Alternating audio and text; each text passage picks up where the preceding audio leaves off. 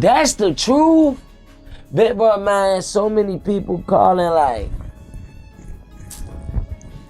man, big bro, this situation, big bro, I wish the fans let that shit go. Quando Rondo has managed to avoid serious prison time for years, but now he's facing the reality of a 3-year sentence tied to a chaotic situation. Let's break it all down. In December 2024, news broke that Quando had been sentenced for conspiracy to possess and distribute marijuana.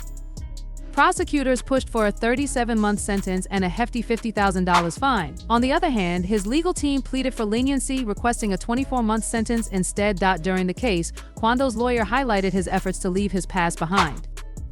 Despite coming from a tough environment, he's been striving to turn his life around and rise above the struggles of his upbringing. Growing up in a tough environment shaped Quando Rondo's early years, but the judge ultimately handed him a 33-month prison sentence along with a $40,000 fine. After hearing the verdict, Quando addressed the court with a statement that showed a mix of regret and accountability. He admitted, "I did the wrong thing, and now I'm paying the price. I want my fans to know that when you make bad choices, there are real consequences. Just do the right thing."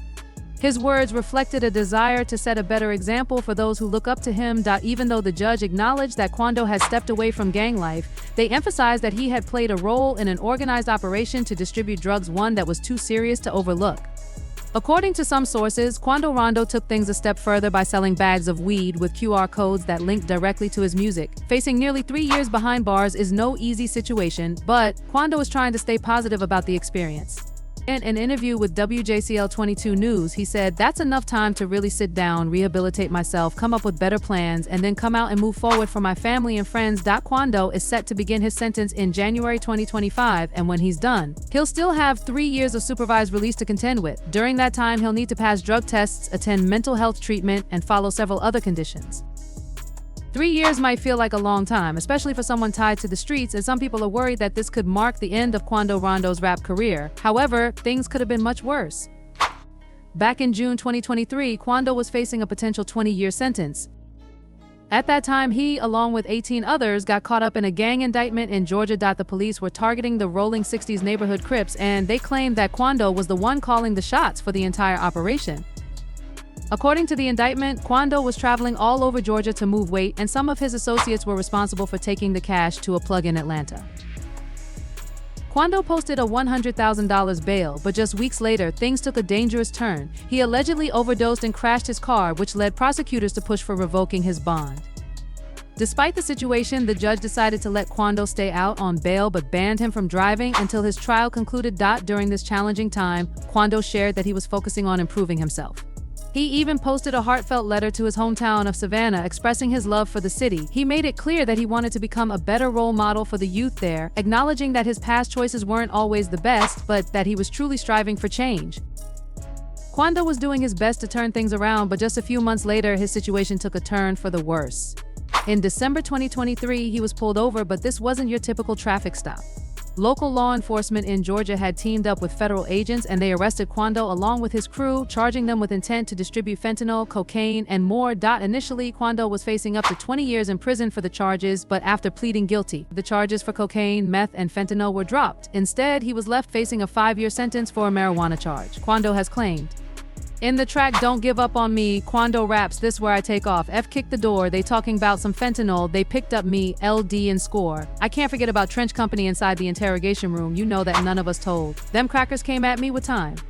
But I'm too solid to fold." In these lyrics, he's reflecting on the struggles he's faced and his unwavering loyalty to his team. Quando has been in the rap game for a long time and has already earned a significant amount of legal money.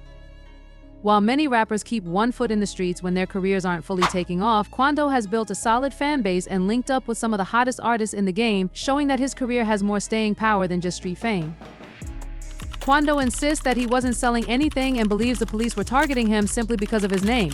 According to Quando, he never hung around people who used cocaine, and he even went as far as saying he didn't know what meth looked like. However, prosecutors argue otherwise. They claim they caught Quando in a conversation with a plug during a wiretap, where he reportedly told them he wanted nothing to do with fentanyl pills. Before his prison sentence, Quando dropped a project that included a track titled Don't Give Up on Me.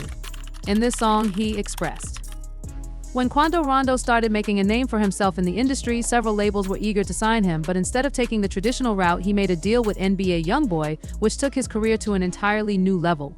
After pleading guilty in his federal case, Quando did an interview with Vlad TV where he revealed that YoungBoy gave him a $1 million deal and had never made a dime off him. In the interview, Quando explained, "YoungBoy gave me $1 million, and as long as I've been signed to him, he's never made a single dollar off me." This statement highlighted the loyalty and unique nature of their partnership. Quando was definitely making real money without having to go back to the streets, and many people believe he got charged simply because he's a rapper. But things took another turn in February 2024 when Quando got arrested again, this time for a DUI and reckless driving. It seemed like he was heading down a rough path, but then he started to make a change. He got sober and even converted to Islam, which marked a significant shift in his life. This transformation also led him to forgive the people who had tried to take his life. For many, this was a surprising move, especially considering Quando's connection to the tragic death of King Von back in 2020, but his newfound faith and desire to change his life set him on a different course. The drama started back in 2020 when NBA YoungBoy and King Von began beefing on social media, and it ended tragically with King Von's death and Quando Rondo getting a target put on his back. Quando knew things had gotten real after Von's death, and in 2021, someone actually tried to take him out while he was in Georgia. It happened after a show he had at a nightclub. A few hours later, Quando and his crew stopped at a store, but as soon as they got there, shots started ringing out. It seemed like someone had been following them from the nightclub, aiming to catch Quando off guard. Luckily, Quando wasn't hit, but the close call was a harsh reminder of the danger surrounding him. Just a year later, things took another deadly turn. One of King Von's associates allegedly tried to kill Quando Rondo again, and tragically, his cousin Lil Pop was murdered. Quando, Lil Pop, and his sister were driving around LA, unaware that Lil Durk's shooters were reportedly trailing them. When Quando pulled into a gas station, 3 shooters suddenly emerged and began firing into his vehicle. Thankfully, Quando managed to escape unscathed, but his cousin Lil Pop wasn't so lucky. He was caught in the crossfire and lost his life. This incident only deepened the tension between Quando and those tied to King Von, adding more fuel to the ongoing feud. In 2024, some of the affiliates involved in Lil Pop's murder were finally arrested, but many people had already suspected Lil Durk's connection to the tragedy. One of the first things that raised suspicions was how OTF only the family seemed to know that Lil Pop had been killed with a headshot before it was publicly confirmed. Lil Durk also had ties to a rolling 60s Crip from LA named Brick Baby, which only added fuel to the fire. While Quando Rondo reps the rolling 60s in Savannah, he's had his own issues with Crips on the West Coast, particularly in LA. On the track Quando even raps about how his own homie could have been the one to set him up, hinting at the kind of loyalty and distrust that runs deep in the streets. Brick Baby and Lil Durk have been tight for years, and in an interview, Brick Baby made it clear that if Durk's enemies were his too. A said, "If my boy lose a close homie, that's my boy. You get what I'm saying? Yeah, that's my boy. I'm not from BD, I'm from 60s, but if you losing, you my boy. Like my ops, yes, you're ops at this point." Brick Baby's loyalty to Durk was evident, and he only added more fuel to the fire when he dropped the track with Durk, making it clear where his alliances lie, paying for even more than just that one situation. Before the situation with Quando, there were other hits that seemed to be connected to Lil Durk. On January 27th, Stephen Mack was shot and killed outside the Youth Peace Center in Rosen, Chicago.